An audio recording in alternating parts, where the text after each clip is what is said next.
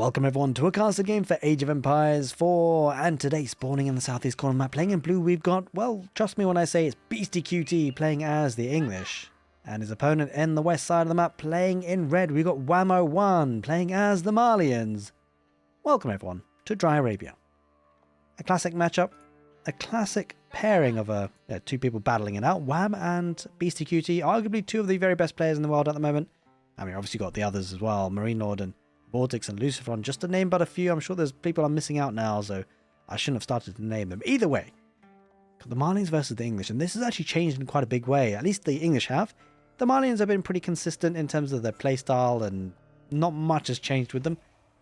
But the English, on the other hand, things have definitely changed with them. They can often go for the Abbey of the King's landmark, get the king out for free. It's a pretty nifty bonus that they've been, given in the most recent patch. It's definitely shaken things up, and I think it changes this matchup quite significantly as well, because the thing about the Malians, you don't want to let them do their thing, which is, cow boom. You don't really want them to do it unharmed. You want to try and force the Malians into making units, and one way of doing that is quite naturally as the English going for the Abbey of the Kings. Now, hey, look, I don't know if he's going to make that landmark. You never really know, but I feel like you probably should. But we'll see. Especially because, Calzahor, you do get longbowmen, but guess what? The Malians get javelin throws. I have to say in the dynamics though, the Malians are a really tricky civilization to go against. The reason why I say that is because even if you do want to try and make them make units, ultimately you're making them make units that they kind of want to make anyway. Like javelin throwers, donsos, a really strong combination of army. And so, is it really a problem for them to play an extended feudal age? I don't think so. I think actually Malians probably do have an extended feudal age that's pretty sweet. Kind of similar to the HRE. Considering the economies behind them, the Malians, of course, get the pit mines, passive gold generation. They can slowly trickle in some cows into the cattle ranches and get some good passive food income that way. The English, on the other hand, in terms of eco bonuses, they have to rely on the cheaper farms, which doesn't really come in immediately at the start of the game. It takes a bit of time to build up to it, so it does have a really strong mid-game presence. But ultimately, extended feudal age, it comes at the late stages of that, rather than the early, which is where the Mansa Quarry comes in, passive gold, pit mine comes in, passive gold, and possibly a couple of cows trickled in every so often. Either way, it's going to be the Abbey Kings as we kind of anticipated. Going to be making it with 4 villagers, and it's going to be the Mansa Quarry equally with 4 villagers.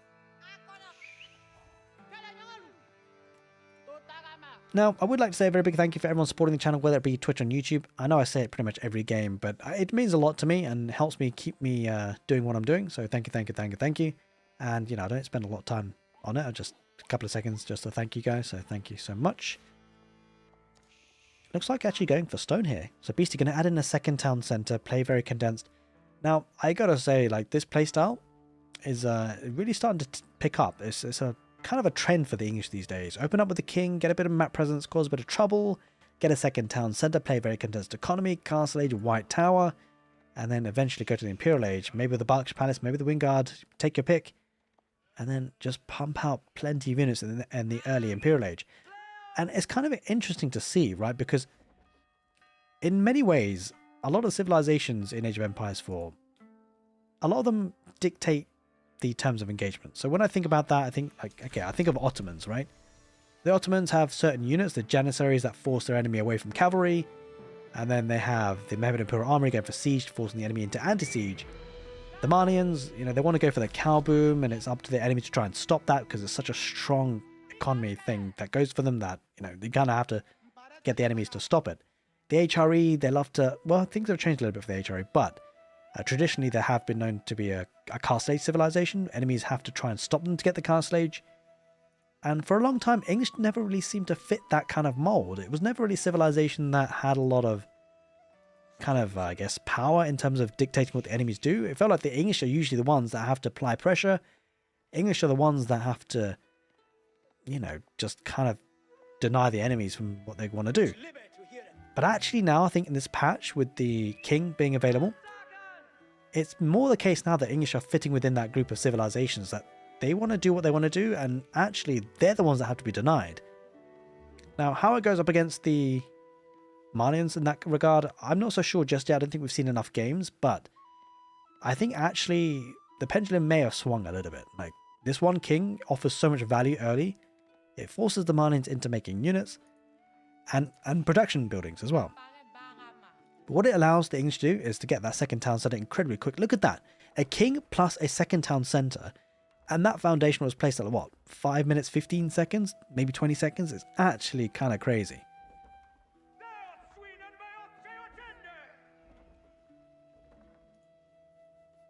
And bear in mind, that second town center is not going to only add in population supply and also population, making more villages quickly. It adds a lot of protection for the base. Gold, relatively protected. Interesting placement of it, by the way. So you might be tempted to think, okay, why don't I just place the town center in front of the gold? And actually, to be fair, it wouldn't be necessarily a bad option. But it's very intentional that Beasty's placed the second town center specifically this number of tiles away from the primary. Because you're going to get a pack of 8 farms around it, which is kind of basically impossible for the enemy to deny. In any case, the range on the town center is such that, the gold is pretty safe unless ranged units come across, and the Malians ranged units won't really get there in time to really properly deny a castle edge, I suspect. Well, we'll find out anyway. Either way, the Malians are going to stick to doing what they know best, which is starting the cow boom as we're speaking, trying to get, well, has got the pit mine, the second one. Beasty going to ride away with the king.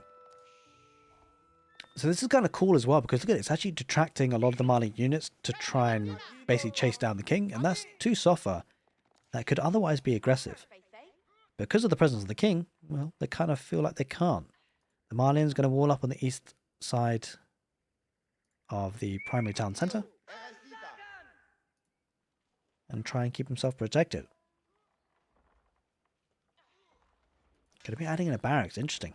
Okay, spearmen for the sofa that are available there, of course. And it's going to go for the berries now, it seems, and slowly add in some farms. Wheelbarrow coming in relatively soon as well. Let's place another mill, understandably so. Bear in mind, I've got to say the base is actually really nice here for Beasty. The spawn is good. Like, you can get palisade walls here to the wood line.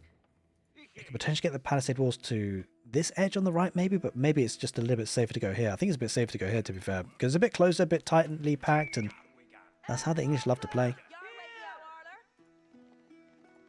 But look at this. Look at the value this king's getting. The one king dragging in all those Sofa. It's pushing away now, but there's also a spearman. Spearman goes down. Oh, but he's dragging away. He's dragging the Sofa away, which is, one unit is getting so much value. The chase continues. Another one added too. I mean, ultimately the Sofa will be able to catch up. If I'm not mistaken, it should have a faster movement speed, 1.73 versus 1.69. So yeah, we'd be able to catch up, but this is fine if you're Beasty, right? He's even denying the walls going up. That's kind of annoying for Wham, I suspect. He's getting a couple of spearmen, and I don't think necessarily Beasty needs that many more units before he thinks about taking up, but he might just. We'll see how aggressive he is with this.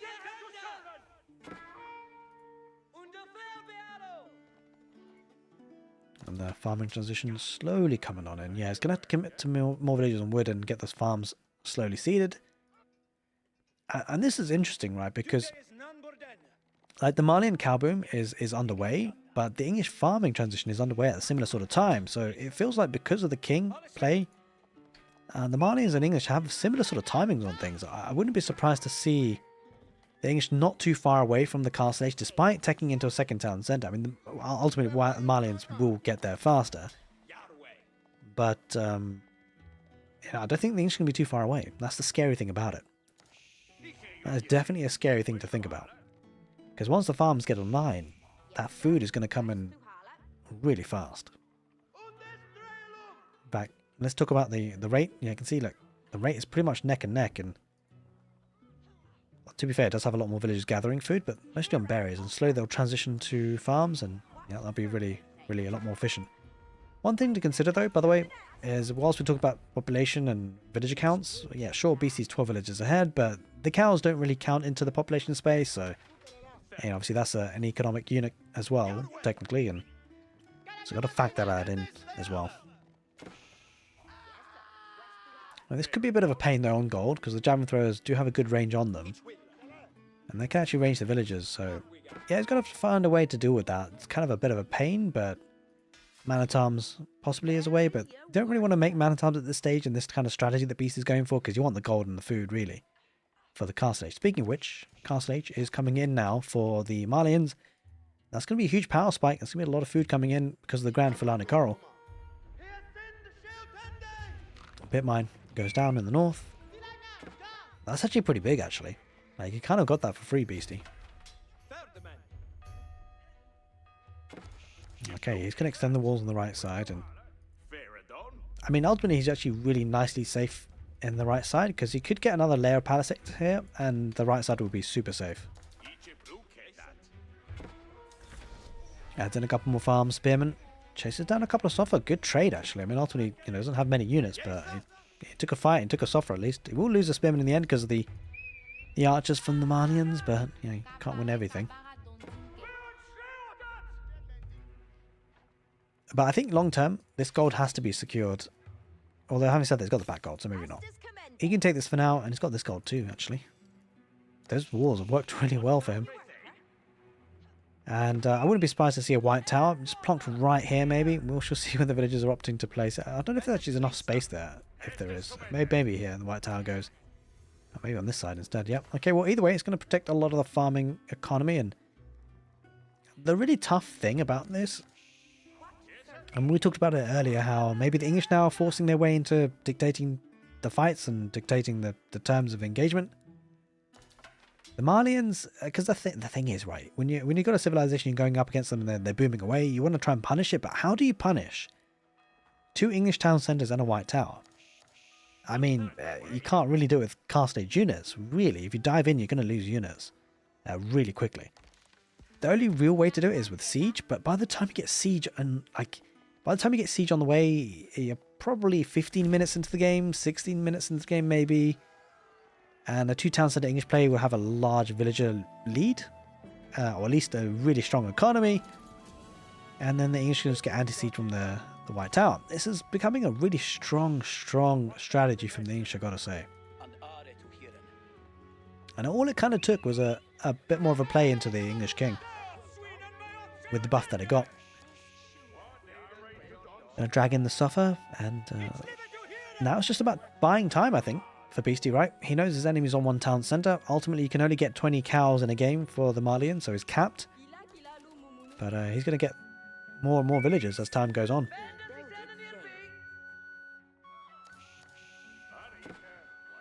Just getting ready on the right side in case the Soffer do break through. Yeah, this is just buying time, right? Beasty playing this methodically. The Malians do have the opportunity to get more pit mines, though. Got plenty of gold spots to take.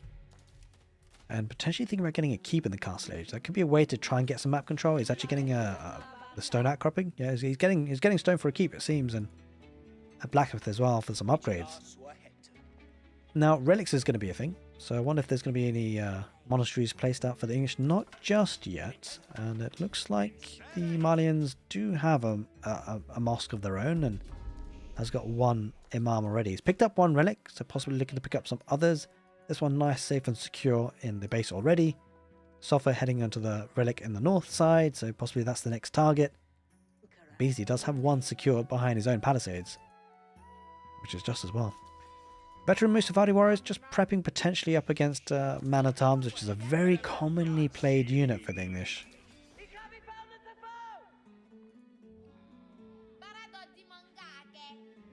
But the villager lead, look at that, it's really escalating, right? So, I mean, the cow boom can bridge this gap, but it can only bridge it so far. You can only get 20 cows. So, these villagers' numbers escalating heavily is going to lead to a really big bank of resources for the English. Either to go for a really heavy Castle Age attack, or maybe even just get to an early Imperial Age. And if he goes with the Berkshire Palace, well, that's the thing. Like, when you think about booming civilizations and civilizations that have good, strong static defenses, you think about maybe Chinese. Barbican in the Sun allows them to get the Song Dynasty going. But the English, with the White Tower and also adding the Berkshire Palace, it's really hard to punish an early Imperial Age, right? It's kind of crazy. Like, if we think that HRE is bad with the cannon emplacements and the quicker tech up, or the cheaper tech up, with the Palace of Swapia, well, imagine going up against 2 town centres, a White Tower and a Berkshire Palace. Imagine the Berkshire Palace was placed there. There's just no way in penetrating that anytime soon. Oh, this could be bad for Wham though. That's a lot of Sofa about to go down to Spearman. It does lose the king in the end, but I don't think that matters. I mean, I think that's a trade you take. You took about like 6 Sofa for 1 king. Thank you very much, I think Beasty's saying. Mantarm's taking the fight against the Musafadi Warriors, which is not ideal. Musafadi Warriors have been pretty strong at the moment, but again, they're not the best raiding unit. They're pretty exposed to ranged attack, and well, guess what? There's a lot of ranged attack coming from the static defenses. Beasty. Now, there is no sign really of the Imperial Age for Beasty. No real surprise of that, because it's only 16 minutes into the game, and look at the farming economy setting up. It's really looking good. Almost 1,200 food per minute, up against the 900 food per minute, which is a fully fledged cow boom, really, for the Malians.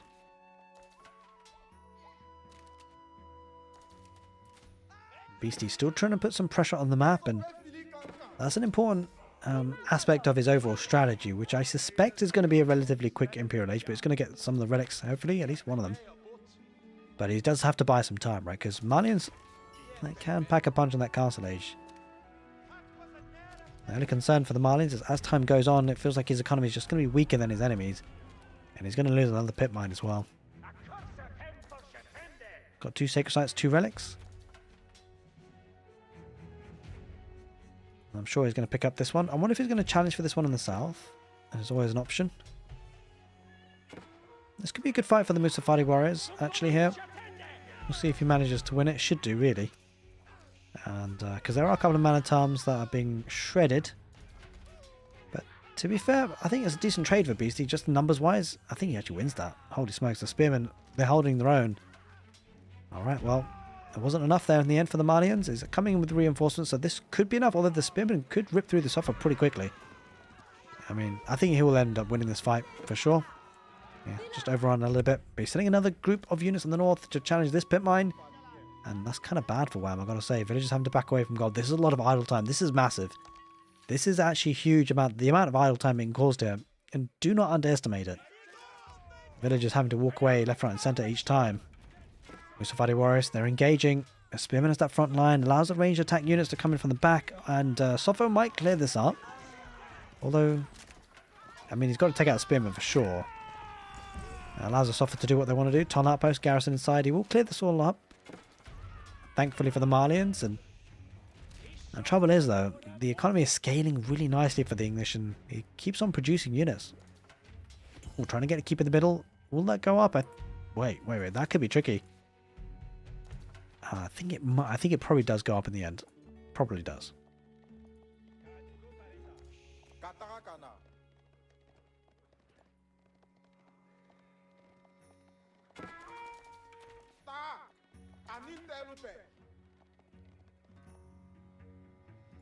Sacred site capped, almost, at least. And the keep will go up.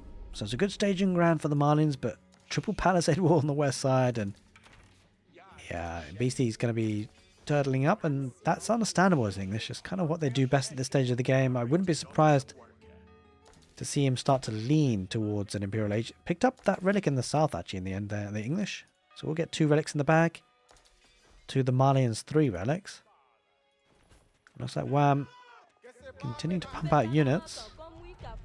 A lot of Musafadi Warriors, I gotta say.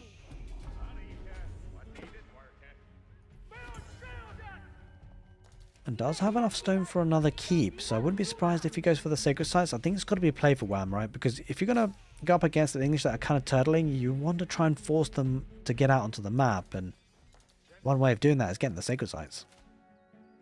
Yeah, it's going to get the sacred site in the north, and it's capturing the one in the south as we speak. Units heading on forward for the English. Beasty going to try and cause some havoc once again.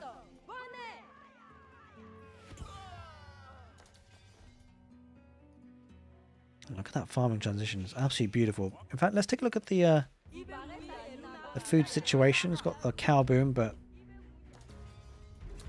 it looks okay at the moment with 1,700 food coming in per minute. Adding in a siege workshop.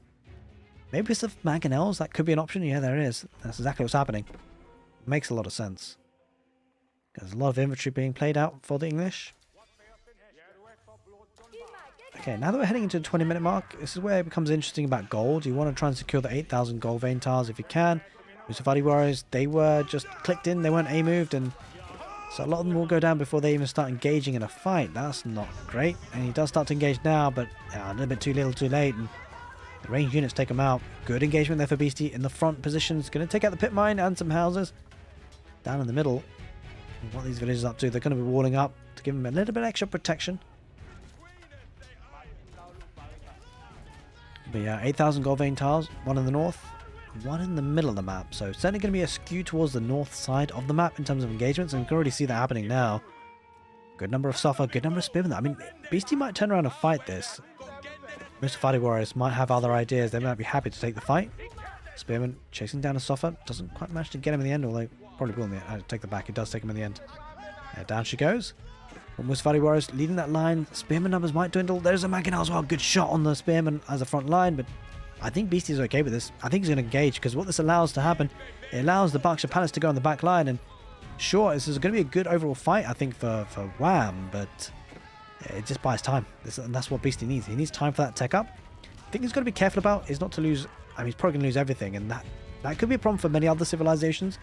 I wouldn't say so for the English, because when you tech up, you got to make sure you either have a standing army to defend yourself or some great static defenses. I mean, ultimately, no one does static defenses like the English. They got the White Tower, they got the Berkshire Palace, two town centers very close to each other. Losing the army here for Beasty, not really much of a problem. Gonna get a keep at the north side, so has activated the sacred site timer, which is exactly what Wham needs to do. But you know, 8 minutes is a long time. That's a long time for Beasty and the English to really break out. Look how much. Oh my god, it's getting 3,000 food per minute. Bear in mind, enclosures just about to kick in, and once enclosures comes in, by the way, that is going to be a disgusting amount of food and gold coming in passively. Well, I say passively, but the gold coming in passively at least. To the villagers working. Gonna try and break through, but well, I guess Beasty just has to try and keep this out for as long as possible. Tries to get us around. Might lose one or two software if the spearmen chase them, and they did actually. The software must not stop the spearmen continuing the chase, and he does still have 7.5 minutes here, Wham, to try and eke out a victory, but I mean, I suspect Beasty will be out of his base by then. Give it another 2-3 minutes, I'm sure he'll be out of there. He's got gold mining on in. He's going to have enclosures, and gold is the key resource really for the English to try and get hold of, and it's kind of the resources lacking. But take a look, he's secured an 8,000 tile gold vein there in the middle. Wham going for the one in the north. Should get that secured. And he's going to go for the Fort of the Huntress. Looks like down in the south to protect the south sacred site. And this is a real win condition potential here for the Malians. They're stonewalling up the north side. Can I just say, by the way, I love the stone walls for the Malians. It just, you know, sometimes we're, me included, sometimes a bit overcritical about Age of Empires, but I've got to say the aesthetics, they look so good at times. And especially in 4K. So if you guys got 4K monitors, 4K TVs, make sure you're tuning in the content and switching it all up to 4K, because boy oh boy does it look good. Burning down through the south. Can I get stone walls? That's the plans anyway for Beasty, but well, that's a bit of a rude awakening. He's going to break through. He won't necessarily be able to break through in the north. Going to lose a couple of software there, unfortunately. But down in the south, he's making some headway. All stone walls. But ultimately, you can actually just start to destroy the stone walls with the units before, you know, as long as they're not fully built. You know, in Age of Empires 4, there was once a time that actually, as long as you place the foundation for stone walls, they couldn't be destroyed. But, you know, thank God that's been changed. Wham does get to the Imperial Age now. Going to get surrounded some of the villagers. But, you know, he's had two towns for quite a period of time. And I mean, ultimately, Beasty's at 200 population, so he'll be quite okay of making new villages. It's not really a food issue. He's got 5,000 odd in the bank, and that's going to be looking good for sure. Well, we talked about earlier in the cast, right? It's so hard to raid English to death. Wham is trying the best he can, but he's fighting underneath two town centers and a white tower, and that's going to be tricky to really sustain for a long period of time. Sacred Site's being decapped somewhat with only 3 spearmen, but no, should be able to keep it alive for now. Timer is still ticking. 6 minutes on the clock.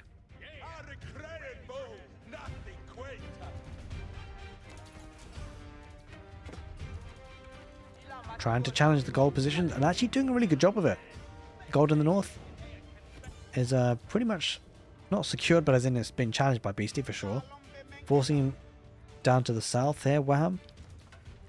Oh god, look at the range of the Berkshire Palace. Holy smokes, can't get close to this, and Sure is going to jump onto the bombards. Will the bombards go down? I think the bombards might go down. He's going to lose one at least. And the other one manages to survive behind the palisades. He takes down the keep. And that might be the place where he deactivates the sacred site. Going the north side. That's a good fight, I think, overall for the English. Splitting up a little bit. Mangonel going down one and possibly the second two. Yep, down she goes. Oh no. Beasty. Oh no, he's going to do the trick, isn't he? He's going to take out the cattle ranch and then kill the cows. So that he can't just replace the cattle ranch once again. He's going to have to eat the cows. And that's going to take a lot of food passive income. That's massive. And Mustafadi Warriors will do some damage on the Manitans, but I mean, these units can be sacrificed ultimately. I don't think it matters too much for the English. It's going to go for another cattle ranch in the end. And try and deny the food income coming in as much as possible. Mustafadi Warriors, though, they did a good job of clearing that all up. Down in the middle, though, that's allowed the English to push on through. Malians forced back at home. That's the power of raiding. Not necessarily killing villages is the key moment there, but it's more about forcing your enemy to head back with their army, to leave the front lines, to allow you to then push on in to get some map control. That's exactly what's happening. 400. Oh, he's going to deactivate that sacred site down in the middle. Even right in front of the keep, there's no boiling oil, no cannon emplacement. That's unfortunate. Now, Malians have to find another win condition because, well, the sacred site win condition has been taken care of by Beasty. Go for a bombard in the north. Keepers on fire. Villagers trying to torch that bombard down just to get away with it. Oh, only just. But there it is, ladies and gentlemen. I mean, he won't get away with it. In the end, the Malians, they tap out. The English just looking way too strong at the moment. It was a great play by Beasty overall, though. Hope you guys enjoyed the casted game. And if you're watching on YouTube, make sure you give the video a thumbs up. Take care, and see you next time.